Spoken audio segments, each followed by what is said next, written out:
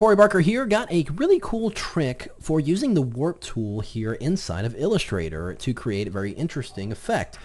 Now what we have here is a silhouette image of this saxophone player, and I want to jazz it up a little bit, no pun intended there, to be a little bit more interesting by adding some interesting graphics. I'm going to use the warp tool to emphasize that a little bit. So here's what I want to do. I'm actually going to take the silhouette and just kind of position it down here toward the bottom. And let's go back into the main image here. I'm going to go ahead and create a new shape. I'm going to go ahead and grab the pen tool here. I'm just going to start. I'm going to have a graphic kind of coming out of the saxophone here. So I'm just going to start a point right here and then just draw a path and almost give it look like it's just kind of flowing out of there. There we go. I'm just being mostly abstract here. I'm not being really picky about what the shape looks like because we're going to completely change it altogether. In fact, it looks like a small tornado. But we're going to jazz it up quite a bit. So here's what we're going to do. I'm going to go into the toolbar and go into the warp tools. And let's go right here. And you see we've got the width tool up at the top, but we're going to choose the twirl warp tool. So go ahead and select that. Now you can change the properties of the warp tool by simply double clicking on the tool, and here you can see the width and height and the angle, intensity, various things like that. But I'm going to go and leave those alone because the only thing I like to do is change the brush size using the keyboard shortcut. Now you can see the brush is indicated on the artboard there, and it's indicated by the circle. But if you hold down the Shift key and the Option key and then click and drag up and down, or actually drag up and to the right and you'll make the brush bigger. Down and to the left will make the brush smaller.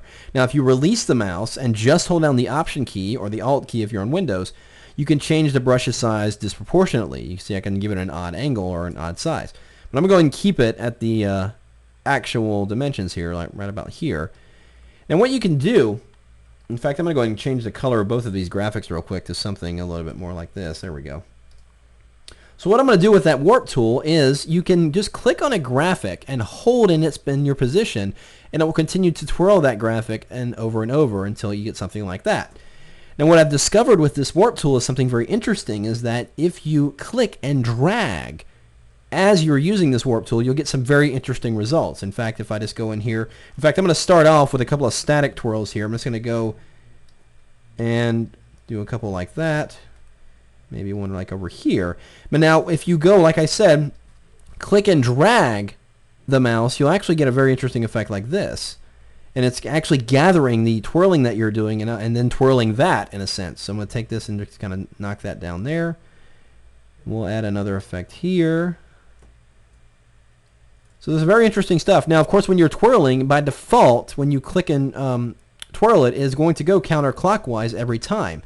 But if you start twirling first and then hold down the Option key, it'll actually go in the other direction. This would be the Alt key on Windows.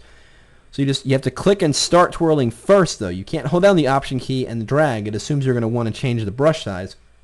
So click, twirl, and then hit the Option key, and then it will go in the other direction. So we'll just get a few more things here. I'll make a bigger one here. So you can see by experimenting and just changing the brush size and getting different types of twirls in here, we're getting some interesting effects just by playing around with that. And we can have that looking more like an abstract graphic that's kind of flying out of his saxophone here as part of the overall design. And what we can do down here at the bottom of this graphic is do the very same thing. I'm going to go and grab that same twirl tool and make it a little bit bigger and do something like this,